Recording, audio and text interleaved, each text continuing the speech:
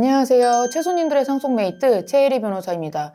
2024년 12월이 모두 가고 있습니다. 2024년은 잘 보내셨는지 정말 많이 걱정되는데요. 제 영상을 보시는 분들이라면 가족 간의 문제로 좀 많이 상처를 입은 한 해가 되지 않았을까 싶은데요. 그렇다 하더라도 늘 말씀드리는 것처럼 우리 채소님들은 정말 소중한 사람이란 건 잊지 않으셨으면 좋겠습니다.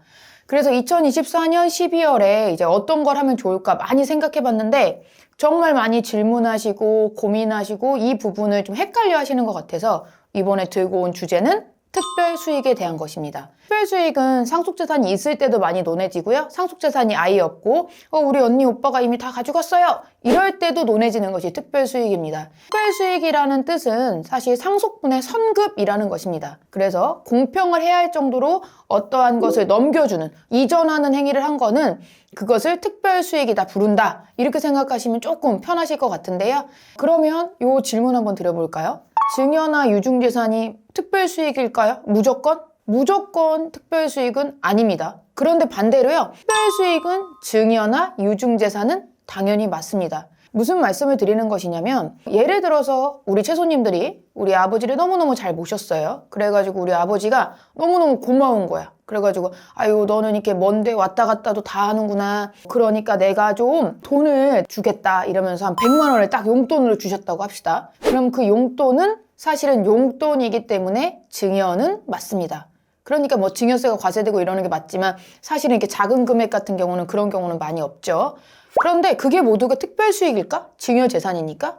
그럴 수는 없다는 거예요. 왜 그러냐면 다른 사람들은 아무도 안 와. 우리 언니 오빠는 아무도 안 오는데 나만 열심히 갔어. 그래서 그게 너무너무 우리 아버지가 고마워서 주셨어.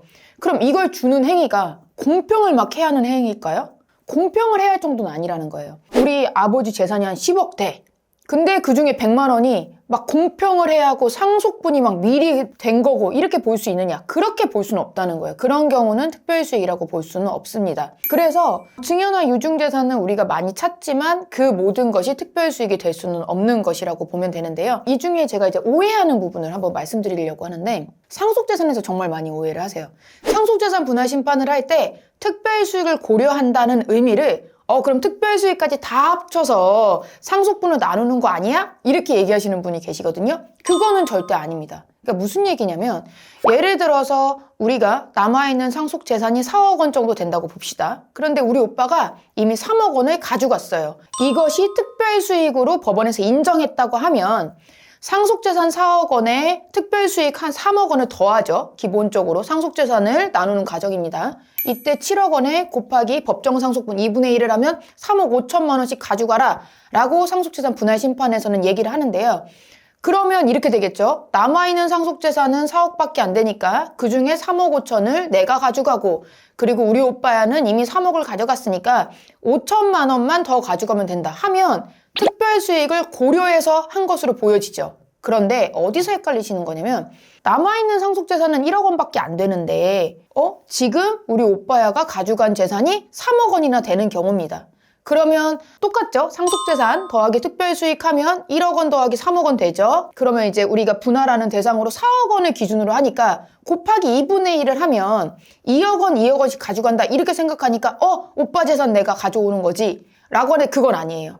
남아있는 재산은 1억 원밖에 안 되잖아요. 그래서 그 1억 원만 상속재산으로 분할받는 것이지 우리 오빠가 더 많이 가져간 것, 초과 특별수익자의 특별수익까지 우리가 분할받아 올 수는 절대 없습니다. 그래서 상속재산 분할심판을 할 때는 상속재산만 나누는 거야. 그런데 미리 가져간 거 있으면 그것 때문에 상대방이 덜 가져가는 거야. 이렇게 생각을 하셔야지 특별수익도 내가 가져올 수 있어. 이거는 아닙니다. 그러면 특별수익을 언제 가져올 수 있을까요? 그것은 유류분 반환 청구 소송에서 그렇습니다. 유증이나 증여재산이 있을 경우에 우리가 특별수익이라고 할 경우가 굉장히 많죠. 그거에 대해서 뭐 기여분이 된다, 대가성이다 이런 걸 지금 논의로 한다면 그러니까 우리 언니나 우리 오빠가 유증받고 증여받은 재산에 대해 나의 법정 상속분의 2분의 1을 내놔, 유류분 비율만큼 내놔 라고 할 때는 유류분 비율만큼을 가져오죠. 그건 상속재산이 없기 때문에 미리 가져간 재산, 즉 특별수익을 가져오게 되는 것입니다.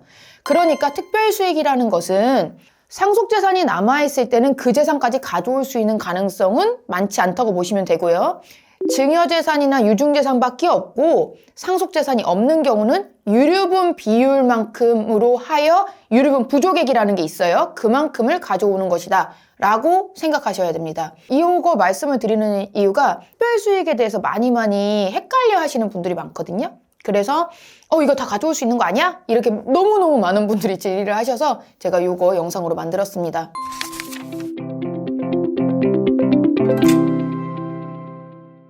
유류분 반환 청구 소송에서의 증여재산, 유증재산을 모두 우리가 반환받을 수는 없다고 아까 말씀드렸죠. 왜? 우린 특별수익을 반환받는 것이기 때문이에요. 그래서 그에 따른 기업은 주장을 해서 줄어들고 대가성이라고 줄어들고 이런 부분에 대해서는 저희가 다른 별도의 영상으로 다시 만들도록 하겠습니다.